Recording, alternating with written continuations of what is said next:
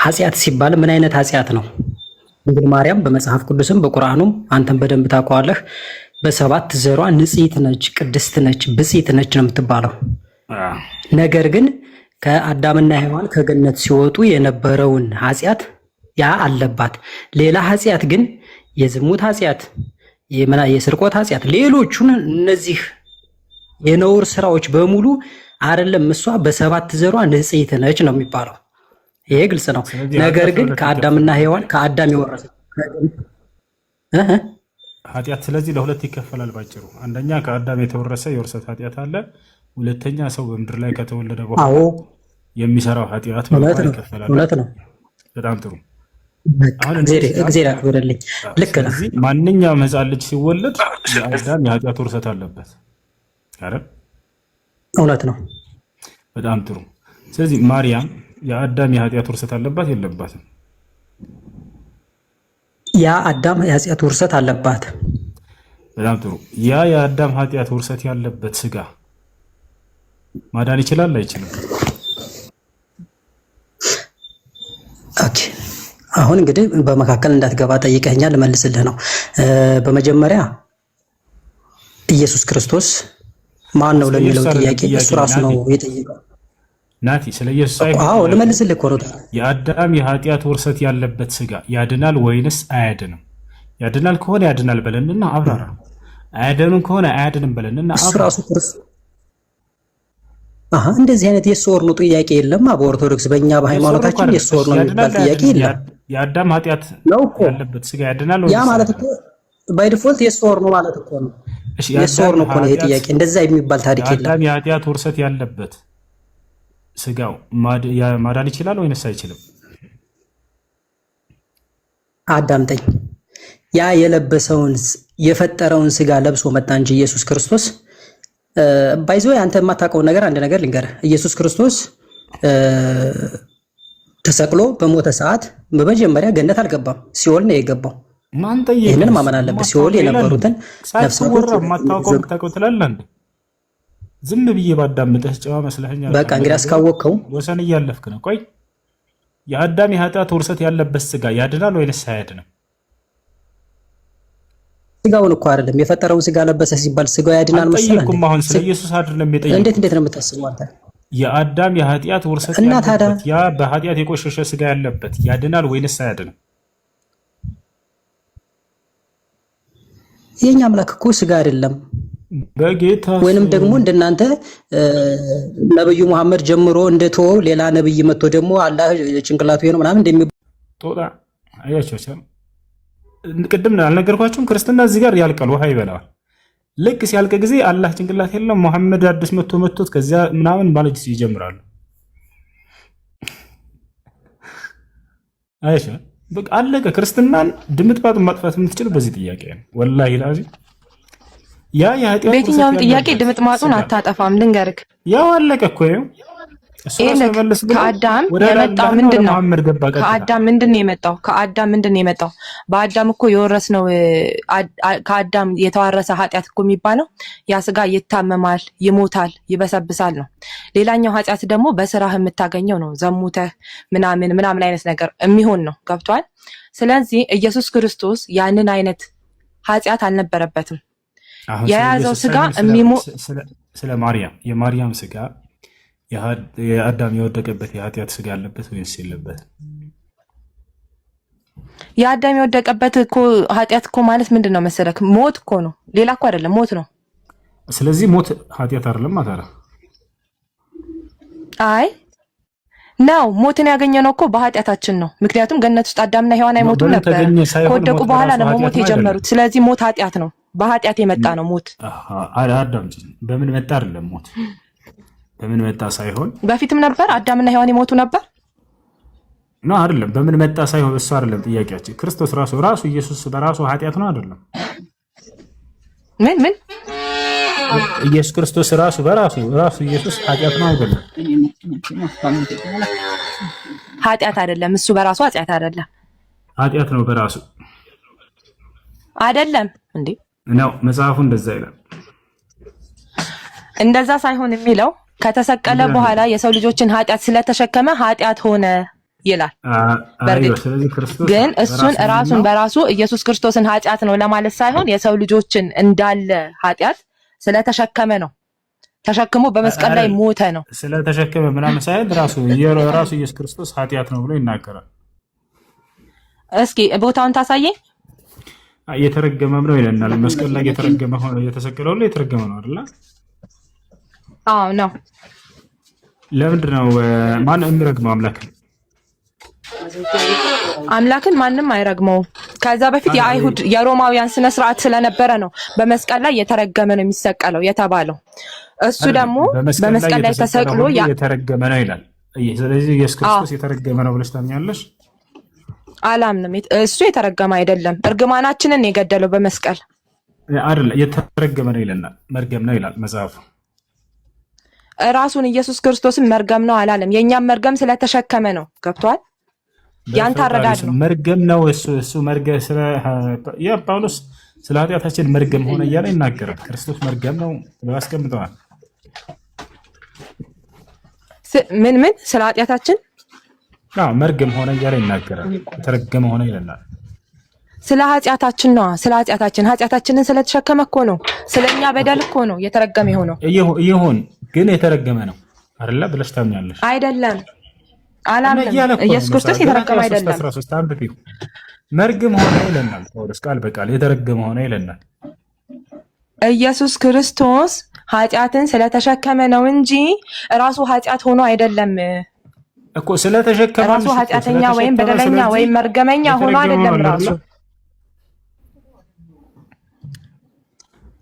ስለተሸከመ ራሱ ለእናንተ ይሁን ተስማማንላችሁ እኮ። ግን የተረገመ ነው ብለሽ አምነሽ ተቀብለሻል። የተረገመ ነው ብዬ አምኜ አልተቀበልኩም። እሺ ገላትያ 3:13 አንብቢው። እሺ አንብብልሽ። አዎ እኔ ጋር ስለማይመጣ ገላትያ 3:13 ላይ እንዲህ ይላል፣ በእንጨት ላይ የሚሰቀል ሁሉ የተረገመ ነው ተብሎ ተጽፏልና ክርስቶስ ስለኛ እርግማን ሆኖ ከሕግ እርግማን ዋጀን ይላል። ስለኛ እርግማን ሆነ ይለናል። ስለዚህ ክርስቶስ ስለ እናንተ እርግማን ሆኗል፣ የተረገመ ሆኗል አይደለ?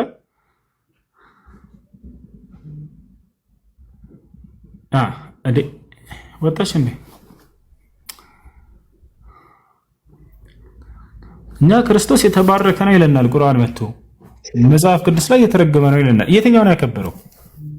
ስለ ኃጢአታችን ነው የሚለው እኮ። ስለ ኃጢአታችሁ ምን ሆነ? የተረገመ ሆነ አይደለ? ቆይ ያንተ ንዳህን ማን ነው የሚከፍልልህ? ልጠይቅህ እኔ። ስለሱ በኋላ ትጠይቅኛለሽ። አንዴ የተረገመ መሆኑን እመኚ። ስለ ኃጢአትሽ ብሎ ክርስቶስ ተረግሟል አይደለ? አላሁ አክበር ላ ሐውለ ወላ ቁወተ ኢላ ቢላህ። አንድ ሙስሊም ክርስቶስ የተረገመ ነው ቢል ከእስልምና እንደሚወጣ ታውቃላችሁ? በአላህ ስም ብላለሁ ክርስቶስ የተረገመ ነው አላልንም። አሁንም እኮ እና አልሽ እኮ አሁን የተረገመ ነው ብለሽ ታምኛለሽ ስልሽ አዋልሽ። ስለ ኃጢአታችን የተረገመ ሆነ እናም ከሕግ እርግማን ዋጀን። ደጋግሜ ይሄንን እኮ አመንኩልሽ። ያው እንደናንተ እምነት ስለ ኃጢአታችሁ ግን ስለ ኃጢአታችሁ የተረገመ ነው ብላችሁ ታምናላችሁ። ክርስቶስን የሚረግም መጽሐፍ ይዘው ክርስቶስን እናከብራለን ይሉናል። ቁርአን ደግሞ ክርስቶስ የተባረከ ነው ይላል። ኑ ላሳያችሁ። ይበል ክርስቶስ ብሩክ ነው በቁርአን ይበል። ኢንሻአላህ አላህ المستعان ይበል። እስኪ አንተ የምትድንበትን ንገረኝ። እናንተ በምንድን ነው የዳናችሁት? እኔ የምድንበት በአንድ አምላክ በአላህ ስብሐነሁ ወተዓላ በማመኔ ማስረጃ ቃለ ስብሐነሁ ወተዓላ ቀድ አፍለሐ አልሙእሚኑን አማኞች በእርግጥም ድናቸዋል ብሎ አረጋገጠልን። ያ ሰላም አጭር ቃል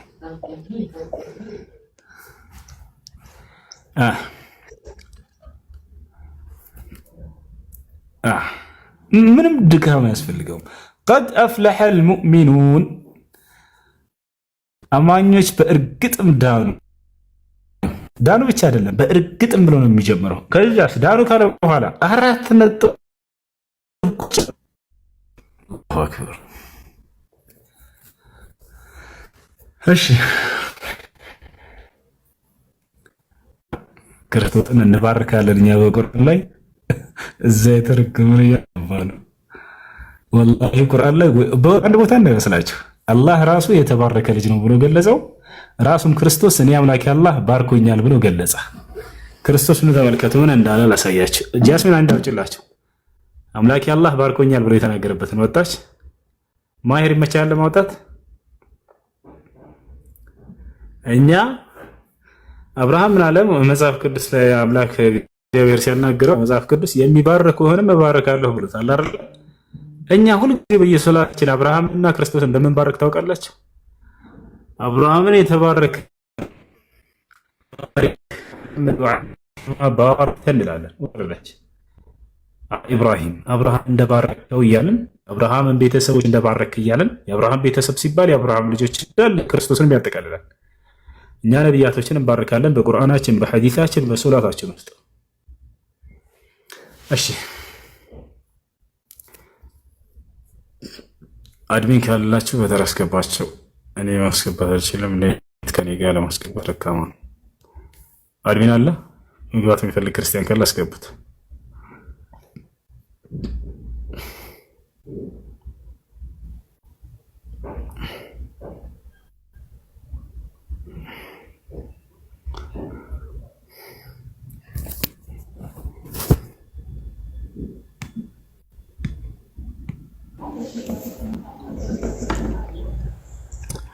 እሺ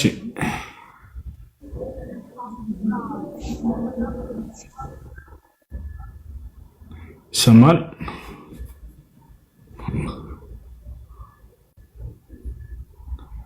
ይሰማል ወይ?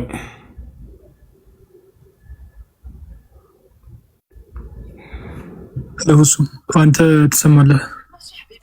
እሺ የኔ ኔት አልሰራልኝም። ክርስቲያኖች ካሉ አስገባቸው። መጠየቅ የሚፈልግ ወይንም መጠየቅ የሚፈልግ ክርስቲያን ካለ ቀጥሉ። እናንተ ክርስቲያን አለ አድሚኖች ካላችሁ አስገባሽ። እስኪ ከቻላችሁ አድሚኖች ማን ነው ሰዎች እዚህ እኔን ትልቁ ላይ አድርጉኝና ታብ አድርጉት፣ ከፍ አድርጉት ታቡን። ከቻላችሁ አንድ ማን ነው 1.1 ነው የሚታየኝ፣ 2 አስገቡት ገስት ላይ እንዲከፍት።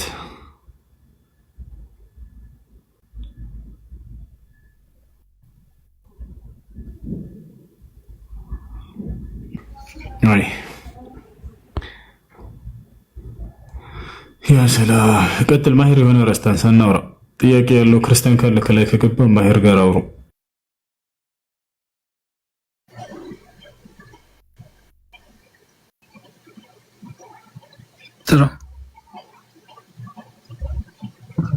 ጥያቄ አለ?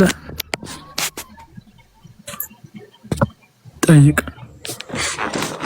እሺ እንደ ሁሱ ንግግር ነው እንትን ያልኩት።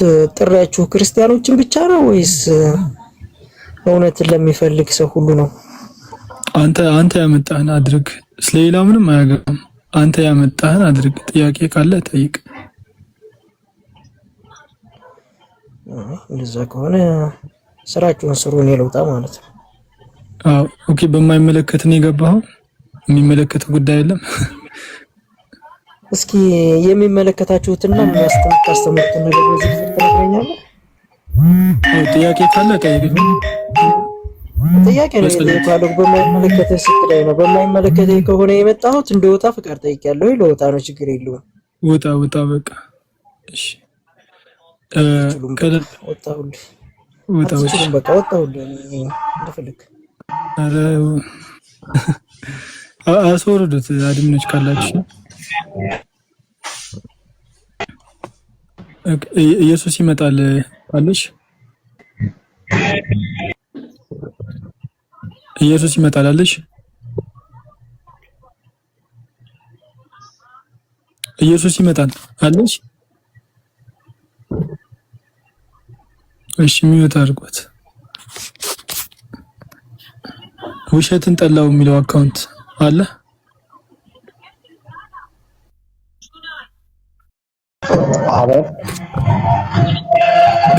ከየትኛው ቤተ እምነት ነው?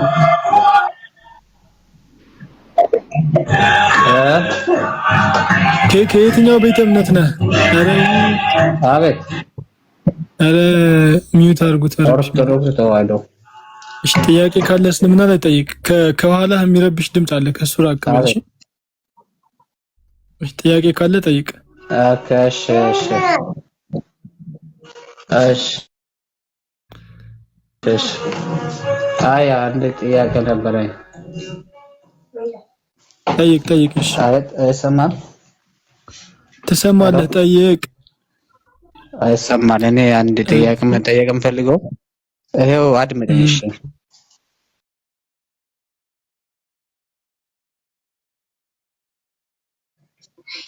ይሰማል?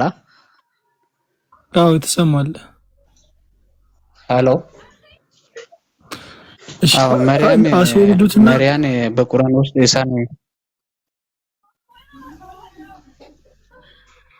ኔትወርክ ያስቸግራል። እሺ አስወርዱትና ተመልሳችሁ አስገቡት። ኔትወርክ ያስቸግራል። አስወርዱት። አዎ ትሩስ አለ። አለኝ ማለት ኦኬ። የትኛው ቤተ እምነት ነው? ከኢትዮጵያ ኦርቶዶክስ ተዋህዶ። ጥያቄ ካለ እስልምና ላይ ጠይቅ። የአብዱል ከሪምን ቻናል ተቀላቀሉ። እሺ ባረከላሁ ፊኩም። ሁላችሁም የአብዱል ከሪምን ቻናል ተቀላቀሉ። እሺ ጥያቄ ካለ ጠይቅ ትሩስ። እሺ ጥያቄ ምን መሰለህ ማይር ነብዩ መሐመድ ከቁርአንና ከሐዲስ ውጪ ከአላህ የተላኩ መልእክተኛ መሆናቸውን የሚያሳይ ኤቪደንስ አለ ወይ ነው? ካሳየው ምንድነው? አሁን አንደኛ መስፈርት ነው። ከአማኝ ውጪ መጽሐፍ ውስጥ ካለ ከዛ ውጪ ማሳየት ግዴታ ነው። እንደዛ ማድረጉ ያ መስፈርት ግዴታ ነው ማለት ግዴታ ነው። አይ ነው። እኔ በኋላ ተመልሼ ስጠይቅ አንተ መጽሐፍ ላይ ያንን ስታንዳርድ ታወጣዋለህ ወይ? ግዴታ ነው ወይ? እንዴ ለምን እናወጣዋለን? እኔ እኮ ነው እየጠየቅኩ ያለሁት እኮ ግዴታ አይደለም ነው። በመሰረቱ ከሐዲስ ወይ ከቁርአን ውጪ ብለህ መጠየቁ ግዴታ አይደለም ነው። አሁን ለምሳሌ አንተ ጳውሎስ ሐዋርያ ለመሆን አሁን ለምሳሌ ሉቃስ ሐዋርያ ለመሆኑ ከመጽሐፍ ቅዱስ ከሃይማኖት አበው ከሁሉም ውጪ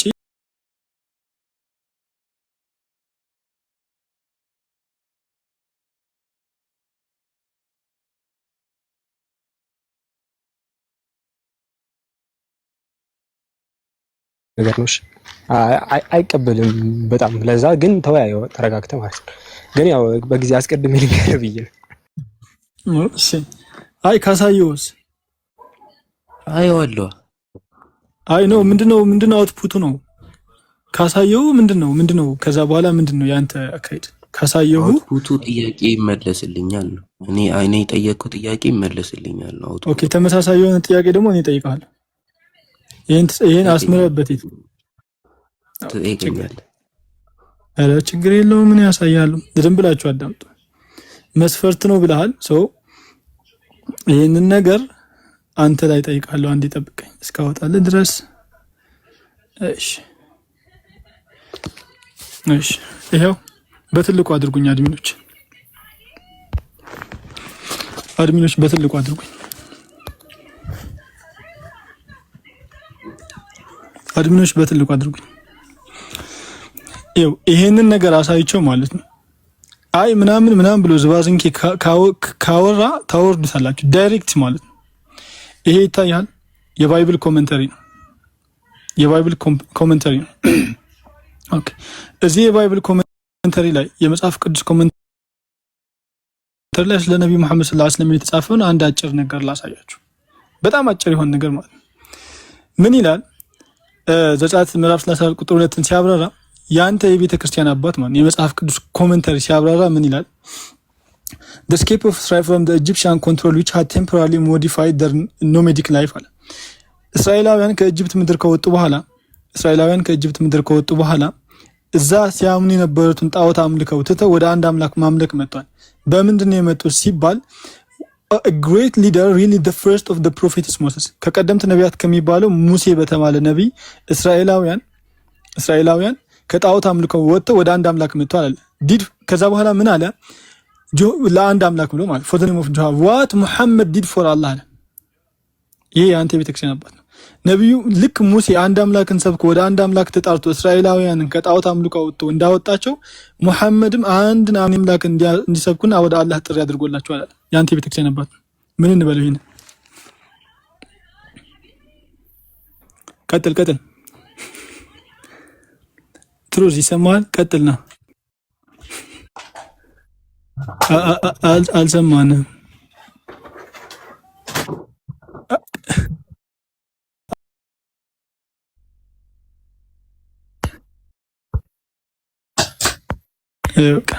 እሺ በቃ አሁን ደግሞ ወደ አንተ ጥያቄ እንመጣለን። ጴጥሮስ ሐዋርያት ነው? ትሩዝ ላዘጋጅልሽ። ምንድን ነው የምታዘጋጀው? ልጽፍልህ ነው። ምንድን ነው የምጽፍልኝ? ይጻፍ። እሺ ጥያቄ ነው።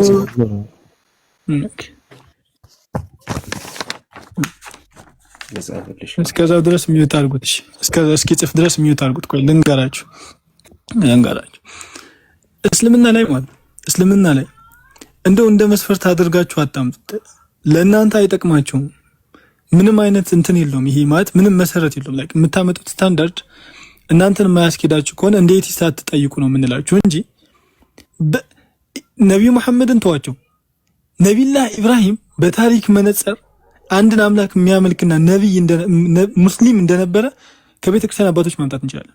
ክሊር የሆነ ማስረጃ ከቤተክርስቲያን አባቶች ማምጣት እንችላለን። ቃል በቃል እነ ግሪጎሪ ኦፍ ናይሲያ የጻፉት ማለት ነው። ቃል በቃል ነብዩ መሐመድ አንድ አምላክን የሚያመልክ ነቢላህ ኢብራሂም አንድ አምላክን የሚያመልክ ክርስቲያንም አይሁዳዊም አልነበረም ብለው ቃል በቃል ያስቀመጡትን ማምጣት እንችላለን። ቃል በቃል ማለት እንደውም ልጁ እስኪመጣ ድረስ ላሳያችሁ። እሺ ግሪጎሪ ኦፍ ናይሲያ ታላቁ የቤተክርስቲያን አባት የሚባለው ግሪጎሪ ኦፍ ናይሲያ አንድ ያስቀመጠው ሐሳብ አለ። ሙከሚልን አስገብት ምን ብሎ ተናገረ? ህዝቦች እኮ ነበሩ አለ who has confessed that the father is elusive and unchangeable, the same being one and only God. አንዱ አምላክ አባት የሚባለው እኛ አባት የምንለው ነው። ይሄን እኛ የሚለውን ቆይ ያሳያቸዋል። አንድ አምላክ የምንለውን እሱም ብቻ የማይለወጥ ነው ብለው ከማንም ጋር አይመሳሰልም ብለው የሚያመልኩ ህዝቦች ነበሩ አለ። the world godness የፈጣሪ የዚህ ምድር ፈጣሪ ብሎ አንድ አምላክ ነው ብሎ የሚያምኑ ነበር አለ። if in the father he sees the son ይሄን ደግሞ የአባት አምላክ ልጅ አለው ምናምን የሚባለውን ሐሳብ ደግሞ አይቀበልም። without whom the father neither is or named። በእነዚህ ማህበረሰብ ዘንድ እኮ አለ ስለ አብርሃም ዘመን ነው የሚያወራው። በእነዚህ ማህበረሰብ ዘመን እኮ አለ አምላክን አባት ብሎም አይጠሩትም አለ። በደንብ አስምሩበት። አባትን አምላክ ብሎ አይጠሩትም። ለአምላክ አባት የሚለው መጠሪያ አያደርጉም አለ እነዚህ ሰዎች። በት አለ ግን አለ if he is inventing some other god besides the father፣ ነገር ግን እኛ አባት ከምንለው ጎን ሌላ አምላክ ሁለተኛ የሽርክ ካደረጉ ግን አለ እነዚህ ሰዎች ሪፊዩት ያደርጉታል፣ ዲስፒዩት ያደርጉታል፣ አይቀበሉትም አለ። ለዚህም ነው አለ with the Jewish ከጂውሾች ጋር የተጣሉታል። እነዚህ ሰዎች አይሁዳውያንም አይደሉም አለ፣ ከጂውሾች ጋር ተጣልቷል። በዚህ ምክንያት አለ ምክንያቱም ጂውሾች ክሊር የሆነ ሞኖቴይዝም ስላልነበራቸው አለ። ከዛ በኋላ ምን አለ who are called hypostations አለ። እነዚህ ሰዎች እኮ hypostations ተብለው ነው የሚጠሩት አለ። ከዛ በኋላ እዚህ ጋር የሚያስቀምጡን ሐሳብ እዩት።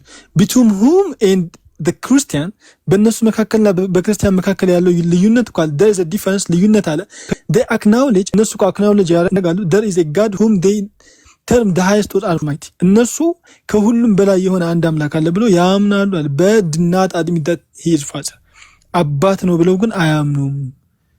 ኃይል ክርስቲያን እኛ ክርስቲያኖች በመናደርግበት ልክ አምላካችን አላህ በቁርአን ላይ እንደነገረን ነቢላህ ኢብራሂም አይሁዳዊም ክርስቲያንም አልነበረም እንዳለን ልክ የዚህ ልጅ የቤተ ክርስቲያን አባት አብርሃም ክርስቲያን አይሁዳዊም አልነበረም ክርስቲያንም አልነበረም ከኛ ጋር ዲፈረንት አላችሁ ብሎ ያስቀምጣል። አሁን ትሩዝ ጽፈት ጨርሳል። ጥያቄው ጋር ልንገባ ነው።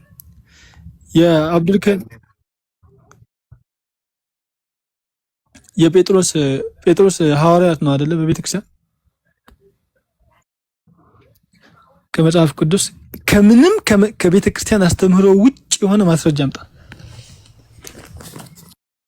ጎስ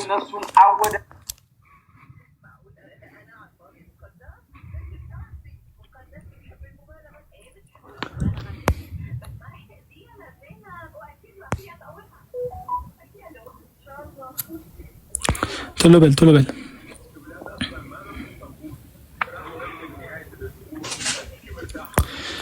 የአብዱል ከሪምን የቴሌግራም እንትን ፒን አድርጉት። እሺ ኮሜንት ላይ ፒን ማድረግ የምትችሉ ልጆች ባረከላችሁ።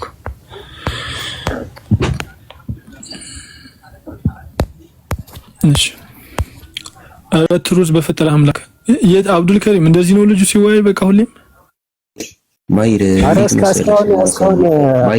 እስካሁን መጀመራችሁ ይሰማል። በደንብ ማን አከራካሪ የሆነ ማስረጃ ያቀርበለት አይሰማም። ሊትራሊ ግን ይሰልማል። ኢንሻአላህ ደስ የሚለው ፓርት